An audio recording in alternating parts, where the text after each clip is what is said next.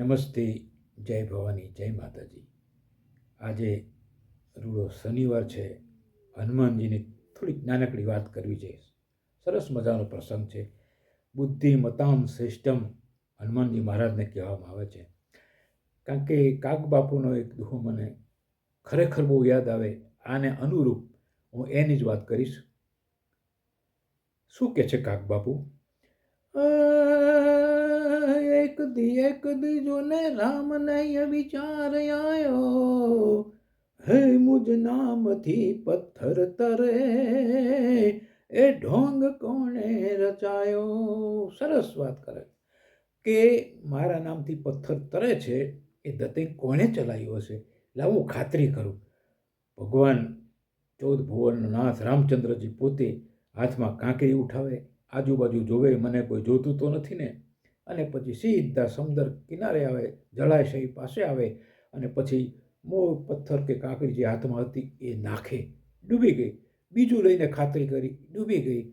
થોડો પસીનો થયો, થોડી ગ્લાની થઈ ભગવાનને, આજુબાજુ જોયું, મને કોઈ જોતું તો નથી ને, અને ખૂબ ચિંતિત હતા.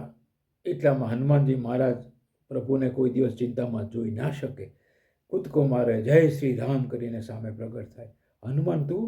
હા પ્રભુ, મને ખબર પડી ગઈ હતી કે તમે ચિંતિત છો, એટલે હું તમારી પાછળ પાછળ પાછળ પાછળ ધીરે ધીરે આવતો હતો ને આ વૃક્ષ પર સંતાઈને જોતો હતો. પણ તમે એ જ વિચારો છો ને મારા નાથ, કે આ પથ્થર કેમ તરતા નથી અને મારા નામે તર્યા, એ બધું કેવી રીતે બન્યું? તો પ્રભુ સાંભળો, એનું સમાધાન તમને કરાવું. બોલ હનુમાન, આવું કેમ થાય?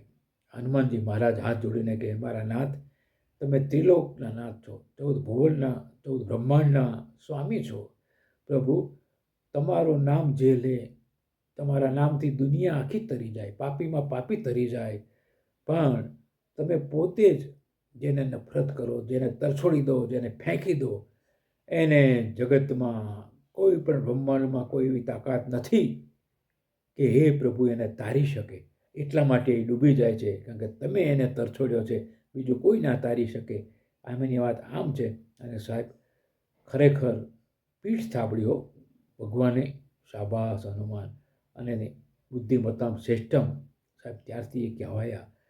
અને કાગબાપુ ખરેખર બહુ સરસ આ રીતે વર્ણન કરે.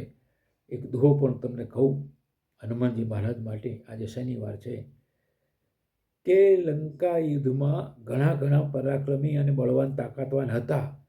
વાલી જેવા તો રાવણને બગલમાં ઘાલીને ફરેલા, પૃથ્વીની પ્રદક્ષિણા, જાંબુવન જેવા સેકન્ડના 6 ભાગમાં દોડીને પ્રદક્ષિણા કરેલી, આવા બધા મહારથીઓ હતા.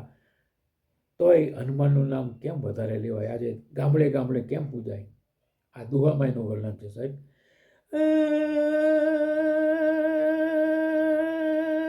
નળ નીલ સુગરીવ ગયા, અને જોને ગયા જાંબુવાન, પણ ગામડે ગામડે ગામડે દેવળ તારા, હે હજી લગી અમર તું હનુમાન.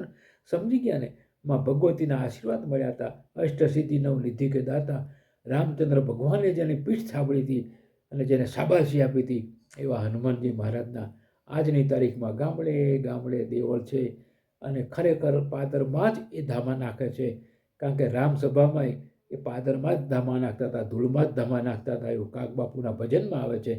તો મિત્રો, ખરેખર હનુમાનજી મહારાજની શનિવારે સુંદર યાદગીરી રહી એવી વાત કરી. મારી વાણીને વિરામ આપું છું. અસ્તુ. જય ભવાની, જય માતાજી. હનુમાનજી મહારાજની જય, રામચંદ્ર ભગવાનની જય, દાદા બાપુ.